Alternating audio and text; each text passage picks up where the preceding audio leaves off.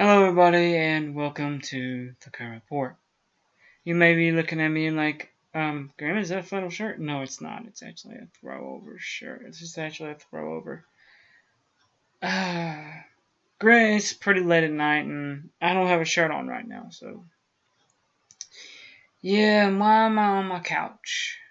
Funny question. I got a bout of gout and I can't really walk anywhere, so I've been having to use a wheelchair.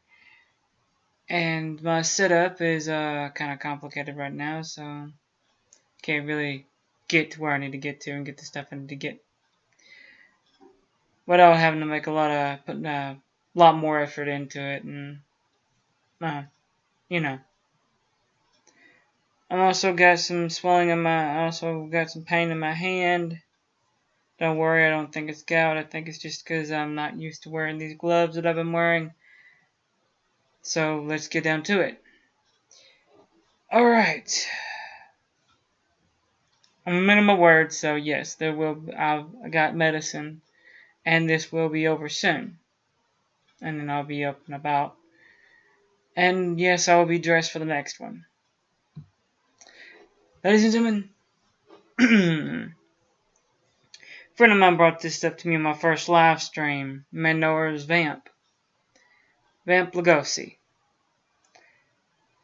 She thought it'd be a good idea if I would look up some sightings of Ogopog.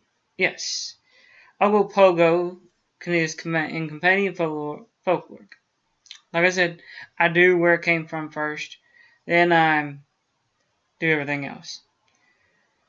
In Canadian folklore, Ogopog or Nataka, Salish Naha Taka Itaka Aha Aya Ah Taka, basically the lake demon by the natives that lived in there, is a lake monster reported to live in Okangi Lake in British Columbia, Canada. Ogopog has been allegedly seen by the First Nations people since the 19th century. Yeah, dating back far back, guys.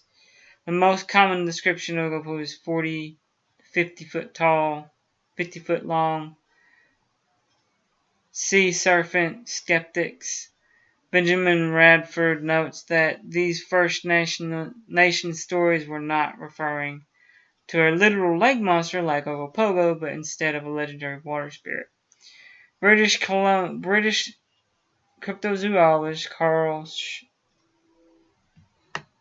Carl Schunker suggested Ogopog, commonly described as 12 to 5 meters, basically 40 to 50 foot,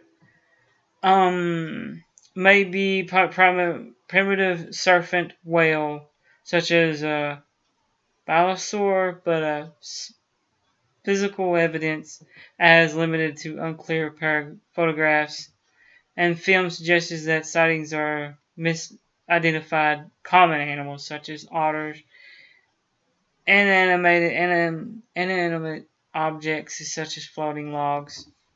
The famous river serpent appeared Albert Getway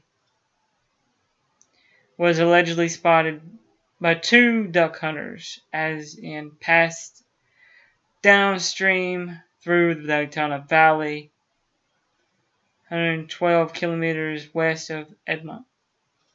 According to Williams Patterson and Jeffrey Smith, Ogo briefly went up a backwater of the river before bashfully retreating downstream.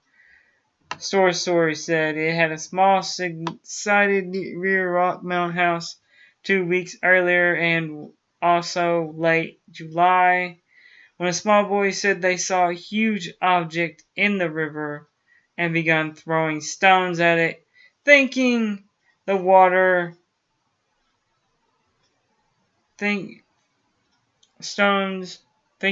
was a log. But when the stones hit, the monster made a dive for the boys who fled away from the water. At the top of the bank, they turned and looked At a longer look, they described the monster as a huge and ugly gray with eyes like car lights, an ugly red mouth filled with teeth that could crunch small boy in seconds. The monster stayed the bank, half and half out of the water, breathing fire, making sounds that made the boy's hair stand on end. After about half an hour, it slid back into the river and disappeared.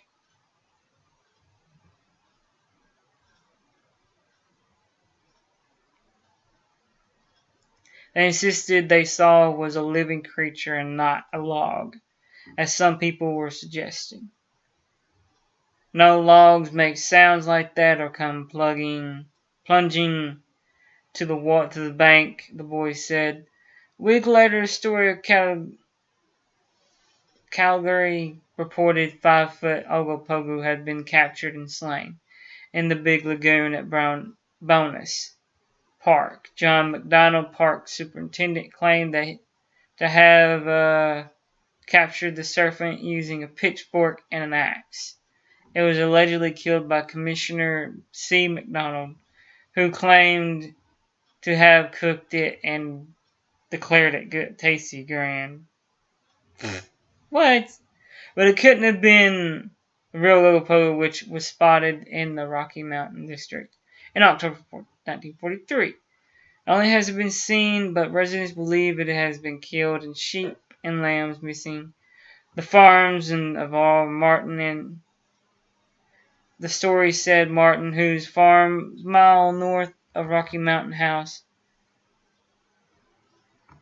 has been missing sheep for 2 months and organized search party, discovering the bodies of 4 partly devoured sheep on the bank North Saskatchewan River.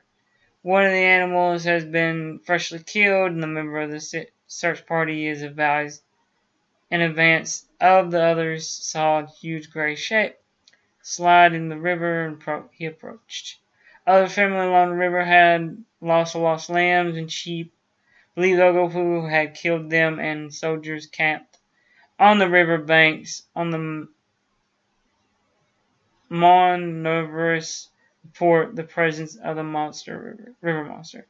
Indians who were the first ones to see Ogopog when it appeared have not seen it for several years. They say they never look for it for fear they may see it. High-tech hunt of Lake Ogopog in 1989. Where failed in local the legendary creature. 1935, timber inspected C.F. Ross and friends saw the creature on its head was single horn and head was small and flat. To them, it looked very much like a dinosaur. 1948, C.P. Ulrich reported that some sort of creature rose 6 feet out of the lake and gave prehistoric type dinosaur cry. Louis Belcher and Eddie Niplican saw a giant serpent-like creature in the lake. 2 fishermen, Richard Vincent and John Conlefel, saw a large creature like a serpent or a giant snake 60 yards away from their boat. Storm of 38. Storm of 38, I guess the name of the boat.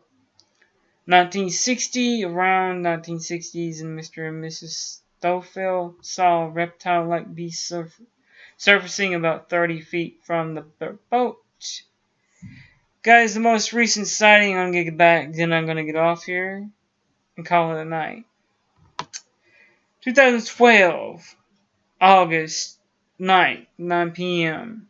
Just offshore outlet at Twin Beach Road surfaced twice, showing a scaled saw-tooth jagged back of that giant sturgo. I got this from marcosun.com. If you guys want to look up all of them. But But yeah, Native American song, the guys, wow. Native American song and everything. So, like I said, excuse my clothing. I don't have clothes on right now other than shorts.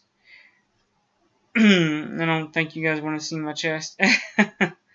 And I do pardon the background, guys. Like I said, I'm gagged out and I am a bit tired as well. So yeah. Tomorrow, hopefully, I will do my best to give you guys a full. Put it this way, I'll be in clothes. I'll probably do it in the morning. Do my best. I told you guys I do every day, and this has been the Grim Report for today. So good luck, good night, God bless.